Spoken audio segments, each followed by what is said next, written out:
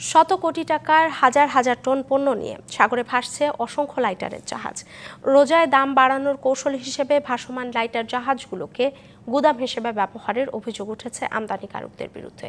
পণ্য লোডের পর লাইটার জাহাজগুলোকে দ্রুত বন্দরের জলসীমা ত্যাগের নির্দেশ দিয়েছে চট্টগ্রাম বন্দর কর্তৃপক্ষ।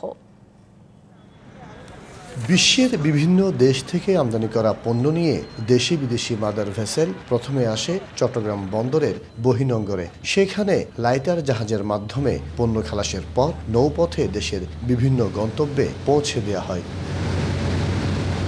চট্টগ্রাম বন্দরে প্রায় ১৫০০ লাইটারেজ জাহাজের মাধ্যমে পণ্য খালাস ও পরিবহন করা হয়। এর মধ্যে অনেক লাইটারেজ জাহাজ আমদানি পণ্য নিয়ে সাগরে ও নদীতে ভাসছে। এদিকে লাইটারেজ জাহাজের সংকটে বন্দরের বহিনঙ্গরে মাদার ভেসেল থেকে পণ্য খালাসে আংশিক অচলাবস্থা তৈরি হয়েছে।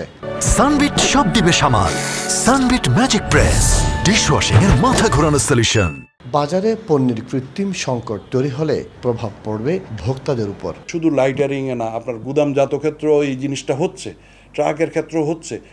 যেখানেই টাকাটা অ্যাড হবে, খরচটা অ্যাড হবে, সেটা কিন্তু ওই দিনের শেষে ভোক্তা আমার আপনার পকেট থেকেই যাবে। দ্রব্যমূল্য স্থিতিশীল রাখতে পণ্য লোডের পর লাইটার জাহাজগুলোকে ৭২ ঘন্টার মধ্যে জলসীমা ছেড়ে যাওয়ার নির্দেশ দিয়েছে বন্দর কর্তৃপক্ষ। সরবরাহ যেন নির্বিঘ্নে থাকে এবং বাজারে যেন এটার কোনো নেতিবাচক প্রভাব না পড়ে, যাতে ওইভাবে যাতে কেউ সুযোগ না পায়, সেই জন্য আমরা একটা আদেশ জারি করেছি। এখন এই আদেশটা কর্তৃপক্ষের এই আদেশটা বাস্তবায়ন করবে আইন প্রয়োগকারী সংস্থা। এদিকে পর্যাপ্ত লাইটারেজ জাহাজ না পাওয়ায় বহিনঙ্গরে মাদার ভেসেলের জট তৈরি হচ্ছে। প্রতিটি জাহাজের পরিচালন ব্যয় বাবদ দৈনিক গচ্চা দিতে হচ্ছে $১৫,০০০ মাসুদুল হক, টিভিসি নিউজ, চট্টগ্রাম।